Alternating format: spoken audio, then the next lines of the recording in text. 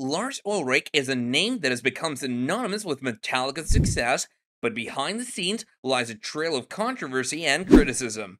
From mistreating former bandmates to mixing disasters and public feuds, Ulrich's legacy is far from perfect, but despite the flaws, his unwavering dedication to music, creative experimentation, and philanthropic efforts have left an indelible mark on the industry. Join us as we explore the complexities of Lars Ulrich's impact on music history. Ladies and gentlemen, one of the most infamous incidents involving Ulrich is his treatment of former Metallica bassist Jason Newsted. Newsted left the band following a heated disagreement with Ulrich, who scolded him in a meeting, reminding him that he was now a member of Metallica.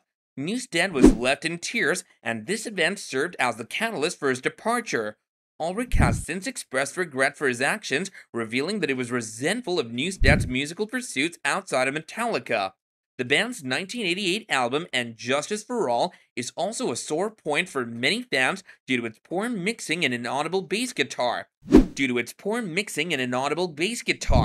Co-mixer Steve Thompson has placed the blame squarely on Ulrich, who reportedly insisted on a specific EQ system for his drums and demanded changes to the mix that ultimately resulted in an unbalanced final product.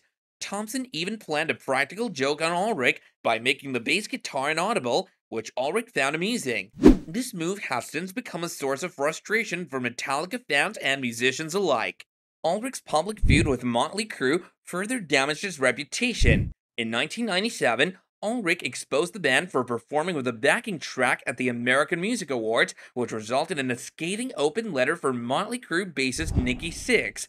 To this day, Metallica and Motley Crue have not reconciled.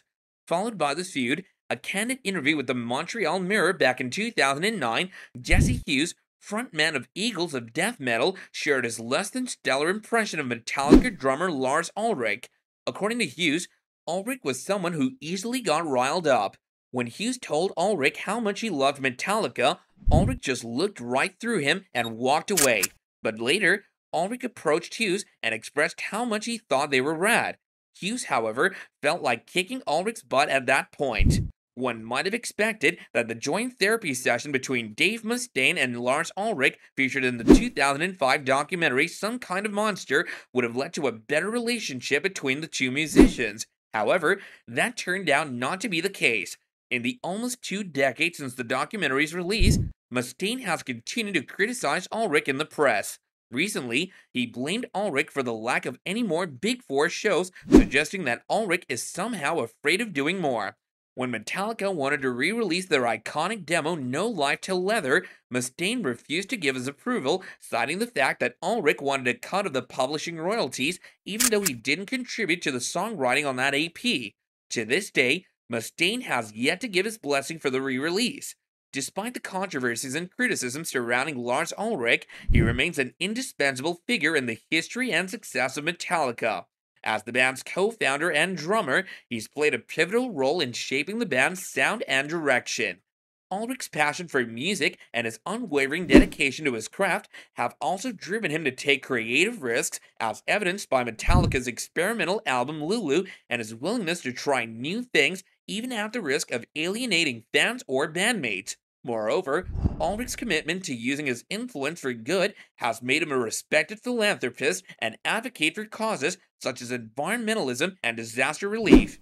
In 2003, he co-founded Music for Relief to help victims of natural disasters, and he has since been a vocal supporter of numerous other charitable initiatives. The controversy surrounding Ulrich serve as a reminder that even the most accomplished figures in the music industry aren't immune to scrutiny and criticism. Nevertheless, his legacy as a musician, philanthropist, and creative visionary will continue to resonate with fans and inspire new generations of musicians for years to come. Ultimately, the power of music to bring people together and inspire positive change will always be Ulrich's most enduring contribution to the world of rock and roll. And that's it for today's video, guys. Meet you in the next one. Until then, stay safe.